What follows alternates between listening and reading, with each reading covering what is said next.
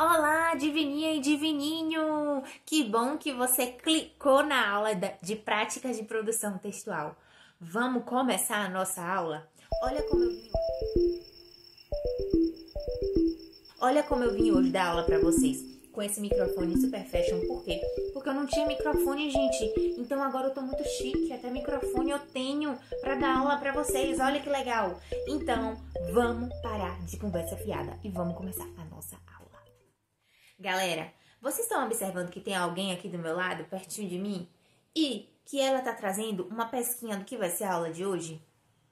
Gente, olha só, ela tá com um quadro escrito a palavra conto. É isso mesmo. Na nossa aula de hoje, a gente vai conversar sobre esse gênero conto. Um gênero que a gente já começou a estudar há umas trilhas atrás e que a tia Radassa também tá trabalhando com vocês, tá joia? Então, vamos parar de enrolação e começar a conhecer um pouquinho mais sobre o gênero conto. Vem comigo! Olha só, eu trouxe um exemplo de conto aqui para vocês, tá joia? O nome desse conto Era uma Vez um Conto, tá bom? E ele começa assim: o conto se apresenta.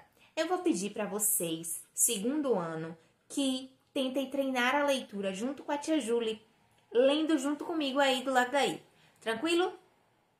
Então vamos lá, vamos começar. Olá! Não adianta olhar ao redor. Você não vai me enxergar.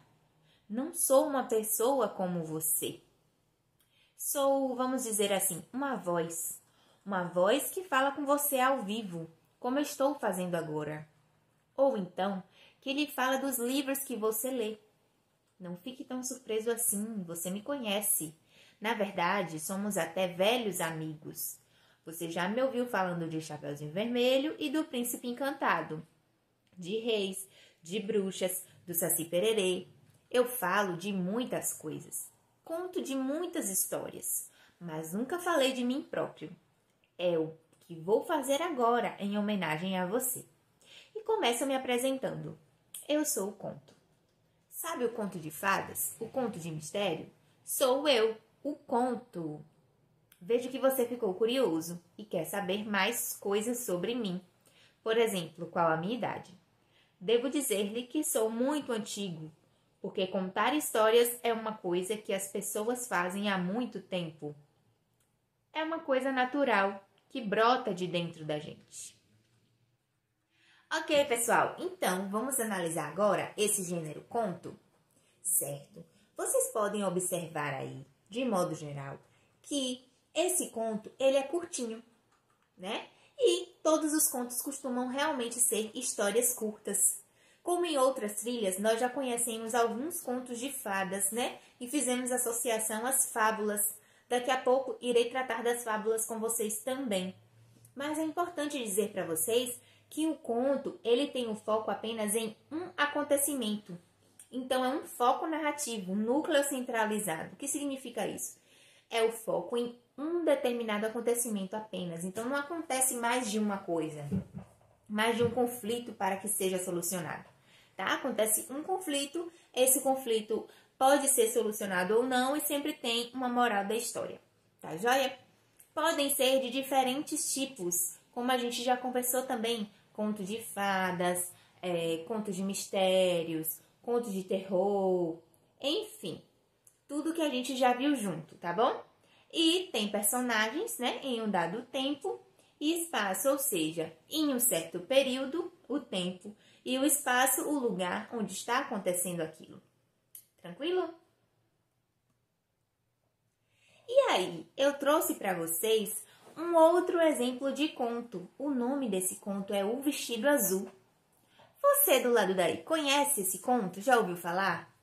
Já viu algum vídeo na internet ou mesmo leu esse conto com seus familiares?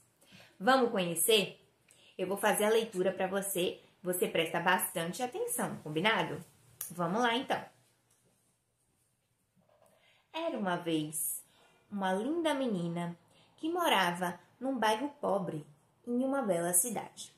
Ela ia à escola todos os dias com suas roupas velhas e remendadas. Então, certa vez, sua professora a presenteou com um vestido novo.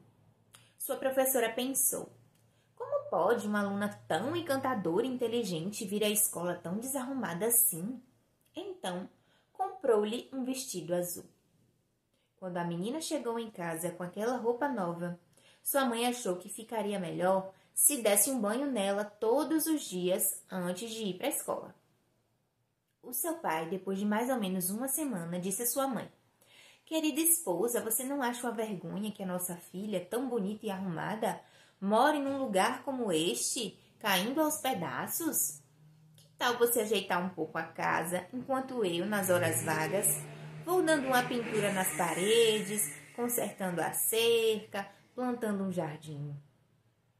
E foi o que fizeram. E a casa deles ficou a mais linda da rua. Tão fato fez que os outros vizinhos se envergonhassem e também arrumassem as suas casas. Por esses dias, passou um grande político que, de tão impressionado, disse: É lamentável que gente tão esforçada não receba nenhuma ajuda do governo. E dali saiu para ir falar com o prefeito, que o autorizou a organizar uma comissão para estudar que melhoramentos eram necessários ao bairro. Dessa primeira comissão, surgiram muitas outras, e hoje, por todo o país, elas ajudaram os bairros pobres a se reconstruírem. E tudo isso começou a partir de um lindo vestido azul. Que coisa, não? Então, pessoal, qual seria a moral da história? O que você acha do lado daí? Olha só. A menina, ela era muito encantadora, muito inteligente e esforçada na escola. Porém, ela não tinha as vestimentas novas ou limpas. Então, ela andava com farrapos. Pensando nisso, a professora a presenteou com um lindo vestido azul. A partir desse momento, tudo começou a mudar, pois a menina agora estava mais arrumada. Então, já era bonita, inteligente, agora arrumada. O pai percebeu que ela precisaria morar em um lugar mais adequado e reformou a casa. A mãe também dava banhos na filha para que ela fosse à escola bem cheirosa e bonita. E aí começou a se espalhar toda essa essência. Os vizinhos também, percebendo as mudanças, tiveram vontade de arrumar as suas casas. E assim sucessivamente. O político, ao perceber o esforço daquelas pessoas, também sugeriu uma ajuda do governo. E assim tudo foi melhorando. Então a moral da história é a seguinte, galera, que se cada um fizer a sua parte, o resultado do todo será uma verdadeira transformação. Nós vamos ter uma sociedade transformada. Basta cada um fazer o seu esforço. Olha só que interessante esse conto. A menina do vestido azul. Então, pessoal, o que eu quero que vocês percebam nesse texto? Percebam que houve, olha só.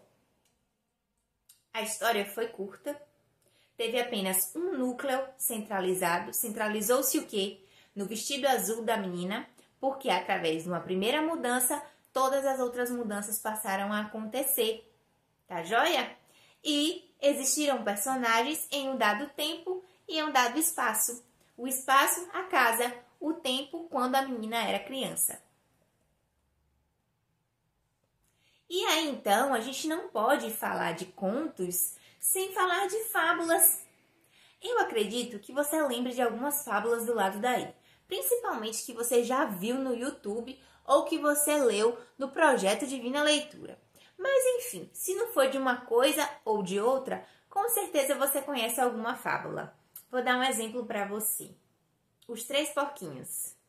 Sabe por que os Três Porquinhos é uma fábula? Porque são animais personificados. São animais que falam como os seres humanos, que vestem roupas, que pensam, que chegam a conclusões, que constroem coisas. Então, e nessas fábulas, galera, sempre há um objetivo, um ensinamento para a pessoa que está lendo. Então, há um diálogo entre os personagens e, por fim, nas partes da história, chega-se à conclusão e tem-se uma moral, um ensinamento para a gente, tá bom? Então, galera, olha só. Eu trago para vocês aqui um outro exemplo. Só que esse exemplo, dessa vez, é um exemplo de uma fábula. Vamos ler junto comigo? Então, foco na tela. A raposa e o leão. Tinha a raposa, o seu covil bem fechado, e estava lá dentro a gemer, porque estava doente. Chegou à porta um leão e perguntou-lhe como estava, e que o deixasse entrar, porque queria lamber, que tinha virtude na língua, e lambendo-a, logo havia de sarar. Por quê? Esses animais felinos sempre se lambem, né, para poder sarar a ferida. Se você que tem gatinho em casa, você vai perceber que o seu gatinho gosta de se lamber, tanto para se limpar, quanto se ele se machucar, ele vai lamber essa ferida para sarar a ferida mais rápido. E o leão também, né, é um felino, ele traz essa característica de lamber também as patas. E aí respondeu a raposa lá de dentro: não posso abrir e nem quero. Creio que a tua língua tem virtude, porém é tão má a vizinhança dos dentes que lhe tenho grande medo e, portanto, antes quero sofrer com o meu mal. Então, galera, a raposa ficou morrendo de medo e preferiu que não deixou o leão entrar, porque ela não sabia das verdadeiras intenções do leão. Ele poderia realmente estar só querendo ajudar, lamber para ajudar a sarar a ferida, ou para que ela ficasse boa, né, que ela estava doente. Porém, poderia ter uma outra entonação também. O leão poderia querer fazer alguma malvadeza com a raposa. Então, como ela não sabia as reais intenções, e como ela mesma trouxe que a língua do leão é vizinha dos dentes dele, ela ficou com medo de levar uma mordida. Então, galera, qual seria a moral da história da raposa e do leão?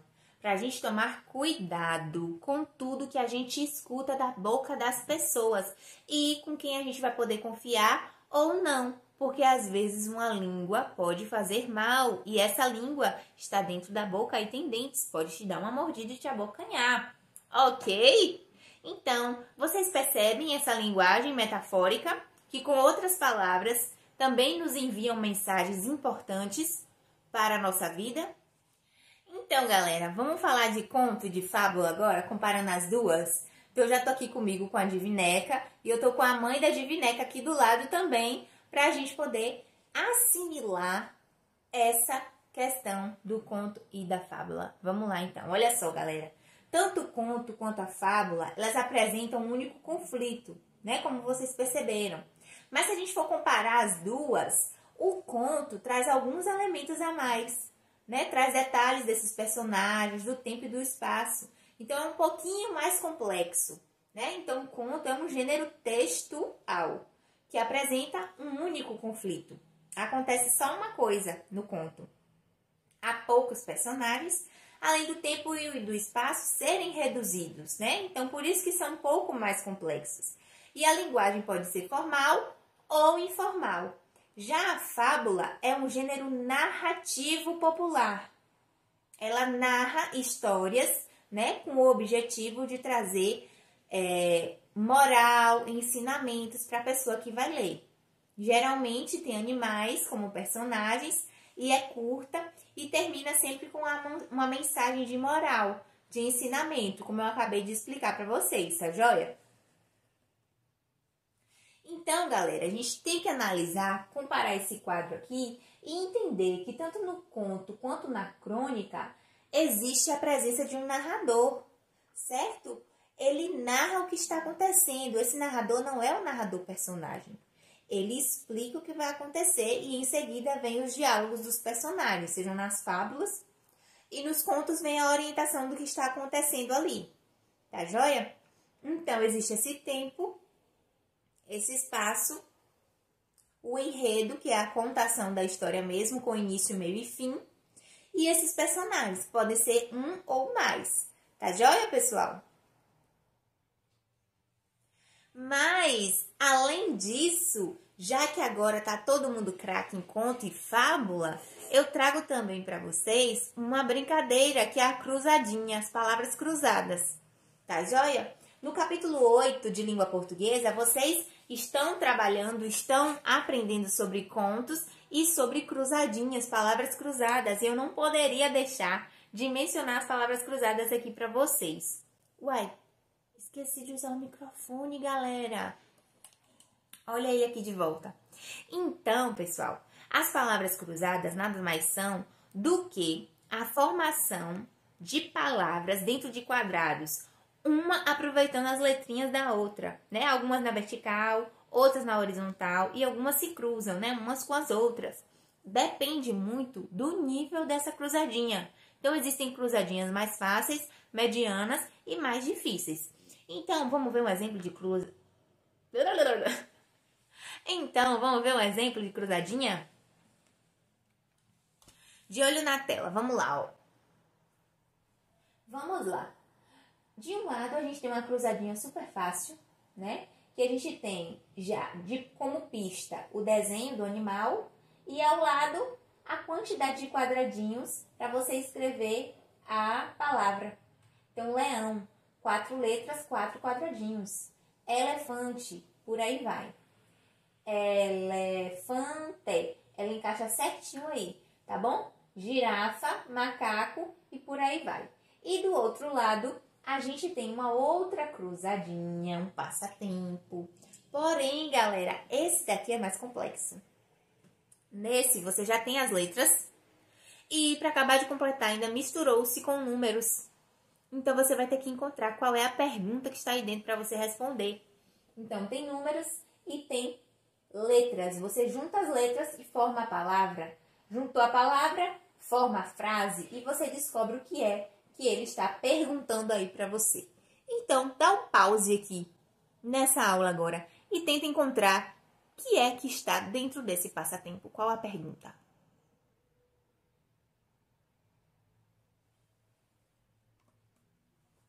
E por fim, eu trago uma cruzadinha de nomes de pessoas. Essa daqui também é diferente.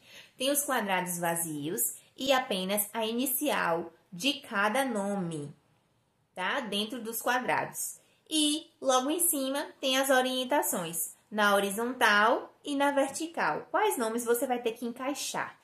Eu também vou pedir para você dar uma pausa nesse vídeo e tentar encontrar aí o lugar de cada nominho, hein?